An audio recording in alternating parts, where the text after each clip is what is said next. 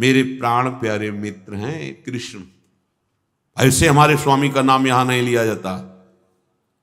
अनंत ब्रह्मांडों के स्वामी हैं और तुम ऐसे बोल रहे हो कि बोले हमारे दोस्त हैं। वो विचार करते हैं ऐसे भिखारी का हमारे प्रभु से कैसे दोस्ती हो सकती है। नहीं नहीं, बोले एक बार मेरी प्रार्थना मानो, उनको बोल दो कि सुदामा आए, बस इतना बोल दो जाकर। प्रभु रुक्मिणी जी के महल में विराजमान, रुक्मिणी जी स्वयं अपने कर कमल से पंखा और प्रभु अर्ध निमीलित नेत्र विराजमान लेटे। द्वारपाल गया, प्रभु की जय हो। तो अचानक इस समय तुम्हारा कैसे आगमन हुआ?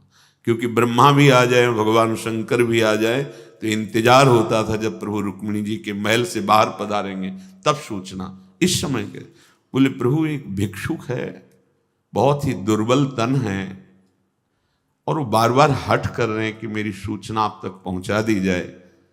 तो इसलिए विनय करते हैं हम कि क्षमा कीजिए, इस समय नहीं आना चाहिए। पर उसकी करुण पुकार सुनकर, अच्छा कौन है, कहां से है? प्रभु ये तो सब नहीं, बस उन्होंने सुदामा ना, पूरा सुदामा बोल नहीं पाए, भगवान आसन से किधर और भाग पड़े से।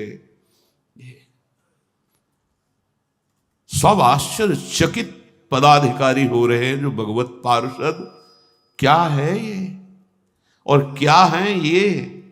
दौड़ के प्रभु आए, जैसे बहुत समय से बिछड़े हुए पुत्र से अपने पिता मिलते हैं, ऐसे दौड़ के सुदामा को। सुदामा जी बहुत संकोच में है कि मेरी हड्डियां इनके सुकुमार शरीर पर चुभ रही होंगी। वो ऐसे भगवान ऐसी अगवानी तो ब्रह्मा जी की भी नहीं की, भगवान शंकर की भी नहीं की, जैसी सुदामा जी। कहां बैठा ला जाके?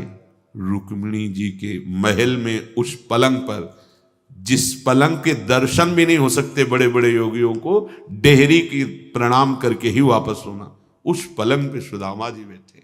भगवान स्वयं थाल लाते हैं, चरण स्वयं अपने कर कमल से। ये वो है, देयम सदा परिभवग्नम अभीष्ट दोहम तीर्थास्पदम शिव विरंच नुतम शरण। अपने भक्त के चरण भगवान पर, मतलब कैसे कोई समझेगा? दास हैं, दास के प्रति कितना प्यार, स्वयं दासता भगवान का चरण, पीतांबर भगवान उससे पोंछ रहे हैं। और इतना ही नहीं, अश्रुओं की धार भी भगवान की, बड़ी बड़ी बेवाएं कंटक गड़े हुए, भगवान का हृदय। भगवान ने सुदामा जी को प्रगट में कुछ नहीं दिया, क्योंकि कुछ चाह नहीं है। कई दिन रुके, फिर सुदामा जी ने कहा प्रभु आदेश हो तो चलेंगे फिर कभी दर्शन करने। हाँ हाँ, ऐसे भगवान चलते हैं रास्ते। आप इधर चले जाना, फिर वहां से ऐसे मुड़ जाना, और देखो ये जो नई पोशाक पहनाई है इसको उतारना पड़ेगा, क्योंकि रास्ते में चोर आदि मिलेंगे, वही अपनी पोशाक को। बोले बड़ी कृपा आपकी। कुछ रास्ते में बहुत प्रसन्न हो रहे कि कितने कृपालु हमारे मित्र हैं, हमको माया नहीं दिया कि कहीं ये गरीब अकिंचन माया पाकर मुझे भूल न जाए। मेरे मित्र कृष्ण कितने कृपालु हैं, पग पग पर उनको कृपा का अनुभव हो रहा, ऐसा नहीं लगा। और हंसी आती है कि बहुत लोभ से भेजा था ना, चतुराई से, कि कुछ न तो कुछ दे देंगे, अब जाके कहूंगा कुछ ले। तो बहुत प्रवीण बनती थी ना, अपनी पत्नी के लिए कहते और अपने लिए कहते, बड़ी कृपा की जो मुझ अकिंचन को कुछ नहीं दिया, नहीं तो उनको मैं भूल जाता। पूरी यात्रा करके पहुंचे तो फिर वही महल, जैसे द्वारिकापुरी में वैसा। तो उनको लगा कि मानो मैं अपने मित्र की याद में भूल गया अपने घर का रास्ता और पुनः द्वारिका आ गया। इतने में देखा उनकी पत्नी सब स्वर्ण के आभूषणों से विभूषित, दिव्य वस्त्र धारण किए हुए, नूपुरों की झनकार करती हुई, हजारों दासियों से घिरी हुई आई और आरती उतार। तो हाथ जोड़ते कहते, देवी मैं तो भिक्षुक हूं, आप क्यों आरती? वो कहा, आप हमारे पति? नहीं नहीं, तुम्हें भूल हो गई होगी, मेरी तो एक झोपड़ी थी, उसमें हमारी पत्नी, ये महल, ये दास, बोले जो गए थे ना अपने मित्र के पास, ये पूरा उन्हीं का दिया होगा। क्या तुम्हें किससे कहोगे, कौन तुम्हारी बात सुनेगा? धैर्य पूर्वक अपने आराध्य देव के चिंतन में, अन्य कोई आश्रय नहीं। कमल नयन घनश्याम मनोहर, अनुचर भयो रहो, शूरदास प्रभु भक्त कृपा निधि, बस तुम्हारे ही शरण गहो। जो प्रभु की शरण में होता है, पीछे चर्चा हुई है, वो निश्चिंत होता है, कल चर्चा हुई।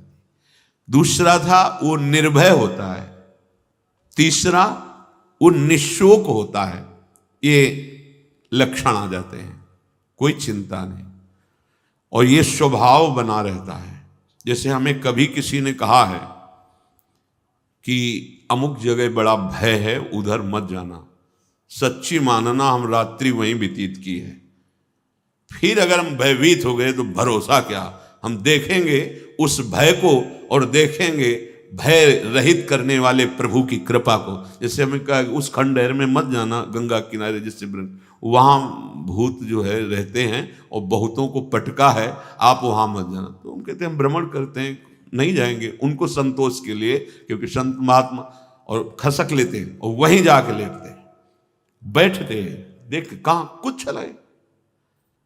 अरे कौन ऐसा त्रिभुवन में है शक्तिशाली जो हरि के दास को भयभीत? उस समय बच्चा थे, त्यारा से निकले, पूरे जीवन ऐसे गंगा किनारे तो 100-100 कदम पे लाशें ऐसे। अब तो बड़ा शासन हो गया, पहले तो गांव के लोग ऐसे ही प्रवाहित कर जाते वहाँ।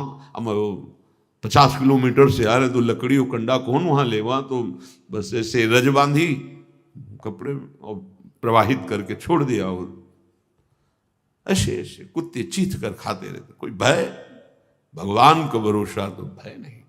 भय तो तब होता है जब तुम्हें अपना भरोसा है, जब भगवान का भरोसा तो कभी भय नहीं। बड़े बड़े भय के अवसरों पर भी, दिन की बात है, दिन की, बड़ी मस्ती से गंगा किनारे एक छोटी छड़ी रखते थे, चले जा रहे थे, तो बगल में एक लाश को 8-10 कुत्ते खा रहे थे, बड़ी शांति से खा रहे थे। हमें कोई भय नहीं लगा।